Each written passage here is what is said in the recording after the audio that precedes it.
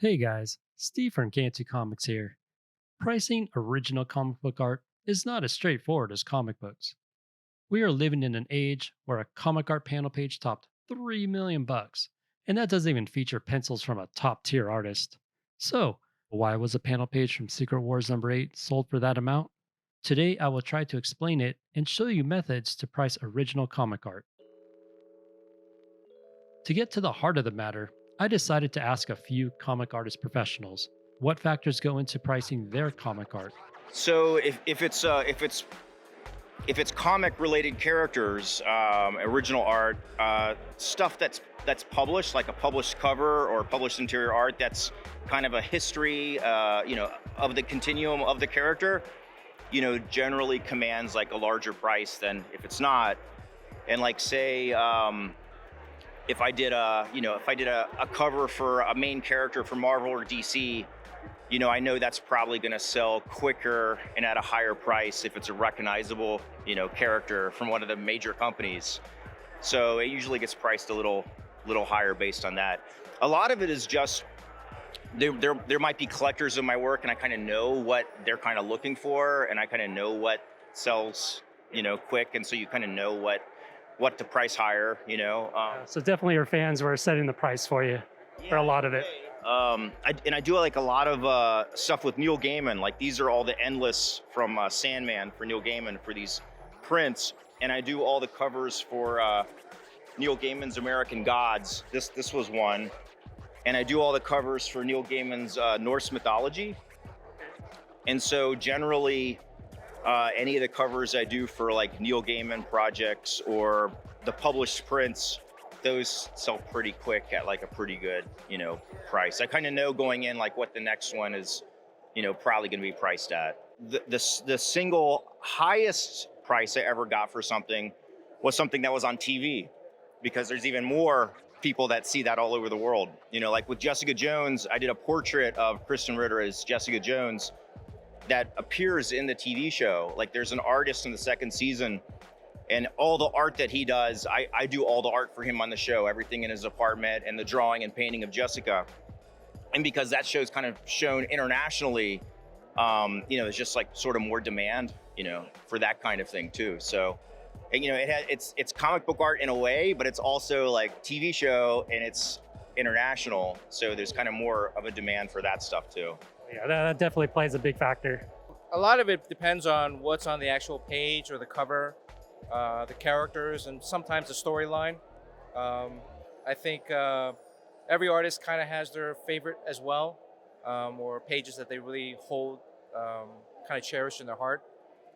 So really try to kind of start with a basic price format, and then it goes up from there. So Awesome. some artists also, they have agents, that then the pricing is a little bit different because there's also the agent fee on top. So, but when you go to conventions, generally you'll be able to see a lot of different art, a lot of different styles, and also the pricing really is depending on. I tell people, like, if you really like the piece, I think that's the most important aspect. David Mack and Bernard Chang both give really good insight on how they price their artwork, but even they have different approaches. Let's try to break it down a little better. Comic art valuation depends on a few criteria.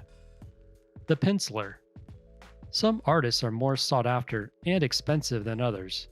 At times, it's the penciler and inker combo, or it could be the penciler and character combo. Iconic creative teams such as Kirby and Sinnott give extra value to the page versus Kirby inked by anyone else. Some artists were at the top of their game and left the world way too soon, leaving a limited amount of their original artwork available. Superstar modern legends such as Jim Lee or Todd McFarlane, they will command top dollar for their iconic works, especially the originals for the 90s X-Men and Spider-Man runs. The page layout. Covers will generally command the most money, followed by splash pages and panels. Of those same pages, the prelims, sketches, and color guides sell for far less. Also, published art will usually be worth more than unpublished. Separate pencils and inks are also less desirable than inks over pencils, even if both pages were sold together. That is followed by blue line scans with published ink. Page format, such as twice-ups, should be factored in too. Larger physical art is more desirable than a trading card or letter size. The content. Key series lines, story arcs, first appearances, pages with the main character on each panel, superheroes in costume, and action pages will usually increase the value of the page, while talking head panel pages are much less desirable. With this in mind, the panel page showing Wolverine for the very first time in Incredible Hulk 180 can justify its high price tag versus a panel page of secondary characters in that same exact comic. The condition. Tears, yellowed or stained pages, missing balloons, or alterations will decrease the value of comic art. But since comic art is one of a kind, the condition doesn't really affect it as harshly as comic books.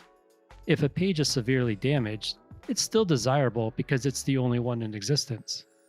The context. Sometimes the when is just as important as the what. Prices for Walking Dead pages skyrocketed when the TV series started. Superhero page prices tend to increase when a TV series or movie is announced, especially on a specific series or character. As David Mack mentioned earlier, his most expensive piece of art was featured in the Jessica Jones television show. Prices are also very high on artists who sell only a few pages a year. On the other hand, prices can decrease quickly when the hype is over or if a large lot of original comic art floods the market. With all of these criteria in mind, how do you estimate your original comic art? Number 1. Search for similar pieces in the past sales database at comicarttracker.com. More than 1.2 million past sales data from dealers, auction houses, and marketplaces should help you set a fair estimate for your piece of art. Number 2. On the same site, you can search for similar pages available for sale right now. But if they are for sale for a really long time, it may be for a good reason. Don't weigh the asking prices for unsold pieces that heavily in your valuation process. Number 3. Try to evaluate the demand for similar art. Is it scarce? Is it an A-level tier page? How is the trend in prices over the last 2 to 3 years? Do you need to sell it quickly or not? These considerations may help you choose where to sell your piece of comic art. Those places would include an auction house, dealers, marketplaces, and directly to collectors. A couple things to keep in mind. Only prices from auction houses can be considered as official. Anyone on a marketplace can mark a page as sold, but have it exchanged or sold at a lower price than the price displayed. Even if a page by artist X sold for a price of Y, it does not mean that all pages from this artist are worth the same price. Be sure to use the criteria laid out earlier to determine if your page is an A-tier desirable piece or not. If you're still not confident on how to estimate your art, you can consider contacting an auction house for a free appraisal. Alternatively, you can also contact a dealer to see if they're interested in purchasing your art. You may also ask for other collectors' opinions on dedicated forums or Facebook groups, but be prepared to reply to offers which are both fair and lowball. So, why was that $3.36 million Secret Wars number 8 piece the most expensive panel page sold? Aside from being an iconic key comic of the origin of the symbiotic suit, there's not much more going for it. Could it be a rich person hiding money into collectibles? Are they trying to avoid taxes? Market manipulation? The answer is, it's worth as much as someone is willing to pay for it. So, what did you think of this episode? How much do you think Spider-Man's first true black suit appearance in Amazing Spider-Man 252 cover would be worth now? Let me know what you think in the comments below, and don't forget to subscribe if you haven't. In the meantime, this is Steve from Cantu Comics, signing off.